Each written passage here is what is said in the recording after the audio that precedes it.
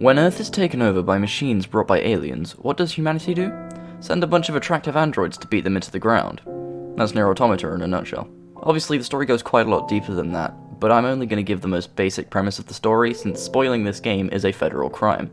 The game is best experienced firsthand due to the sheer quality of the story, characters, and world design, to the point where someone simply describing it does not do it complete justice.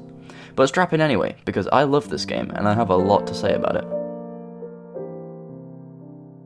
NieR Automata is set way in the future, when humanity is forced into exile on the moon due to the invasion of little machines that don't take nicely to their presence.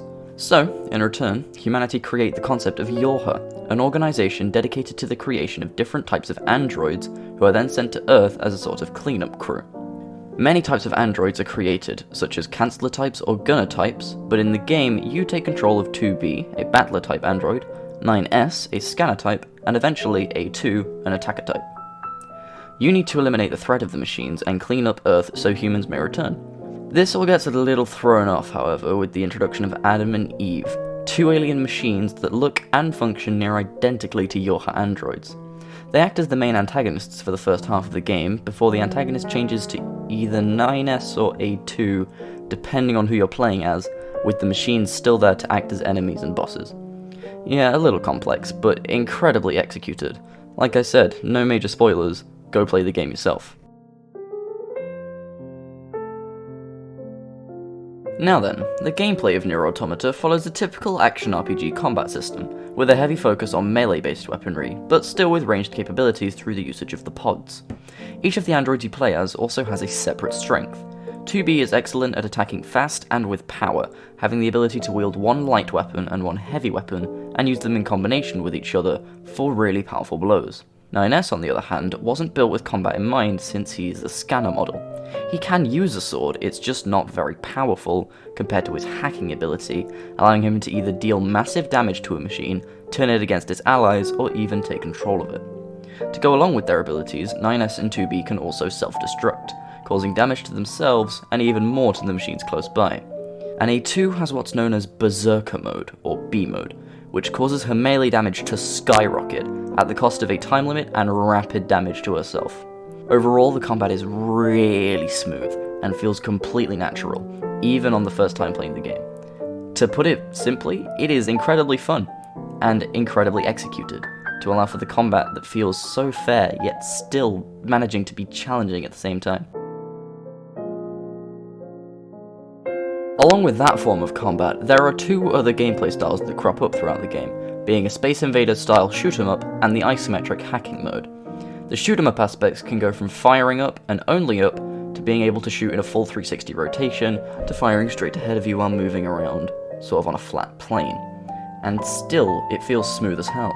The game transfers itself between styles so seamlessly, allowing for more variety in the playstyle. A 9S's hacking mechanic more so shows up in short bursts, but still allows for a slightly calmer, more chill type of gameplay for about 5 seconds before booting you back into the regular combat. It's great to see the game implementing these 3 different styles of gameplay into it, and how they still feel completely natural no matter when they show up. Moving on from gameplay, let's take a look at the graphics of this game. My god, this game is beautiful, with incredible lighting, super well put together environments, and high quality textures. Each environment is unique and has their own special feel to them.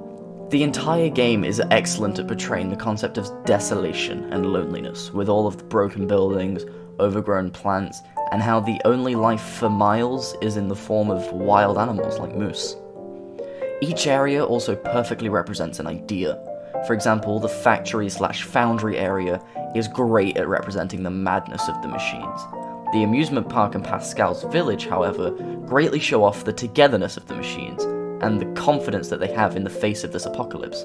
And even the massive crater in the ground shows just how extensive the damage of the machines is, and the twisting caves that lead up to the alien secret facility shows the complexity of the machines, and how they really aren't just these small hunks of moving metal.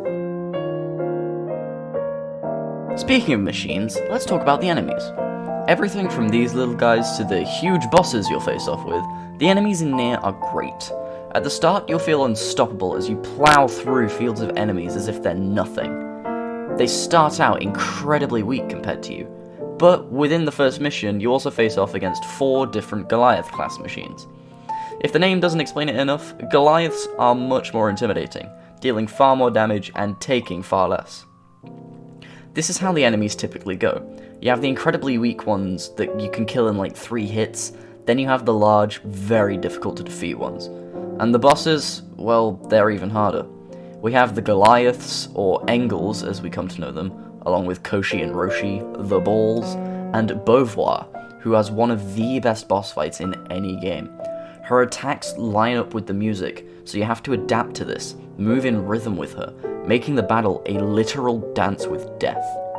Each boss has so much creativity put behind them, and they are all so well put together, to the point where they're all fair, unique, and really fun to just learn and adapt to.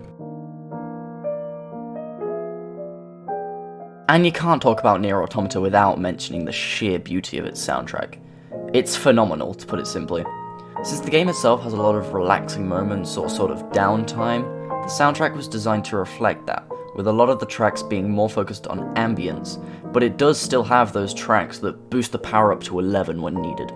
The environments are also reflected in the music, with the machines found in Pascal's village singing in the track,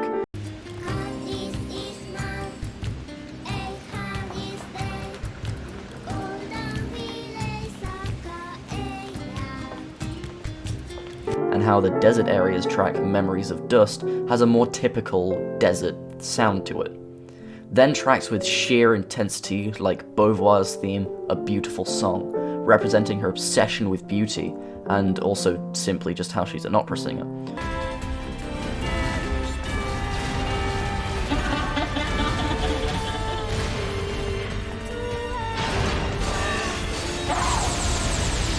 Or the track Bipolar Nightmare, which plays when fighting Engels, which I feel really just encompasses what boss music is.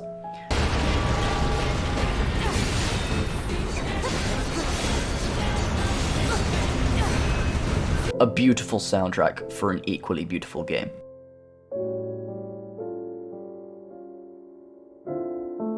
Now, NieR Automata is amazing, but not perfect, especially since I played the game on Steam. The Steam port is not particularly great. It still functions perfectly fine, and the game runs very well, but there are some issues that need addressing. The resolution issues are by far the most talked about, along with the absolutely horrendous keyboard and mouse controls. I am so glad I used a controller because the keyboard controls are so awkward. But also, in terms of the game itself, you play in the same couple of areas throughout it all, and it just gets to a point where it kinda blends together. I still absolutely love the world design, each area is still masterfully put together, but I just wish for slightly more variety every now and then. But if I'm being honest, that's really all I can complain about, and most of those are very easily fixed through some very simple mod installations. NieR Automata is a masterpiece of gaming, and some small complaints like these really aren't going to ruin it for me. I absolutely adore this game. I call it my second favorite game of all time for good reason. I love the story, and that's the main part about it that I love.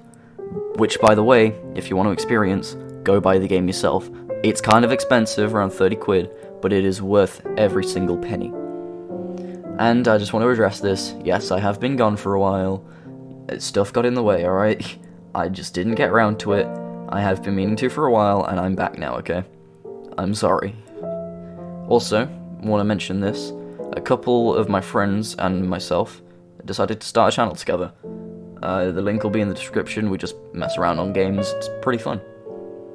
But yeah, that was my review on NieR Automata and my return after so long. Like, comment, subscribe, retweet, follow my Twitter, Instagram, Twitch, whatever, and I'll see you in the next one. Bye bye.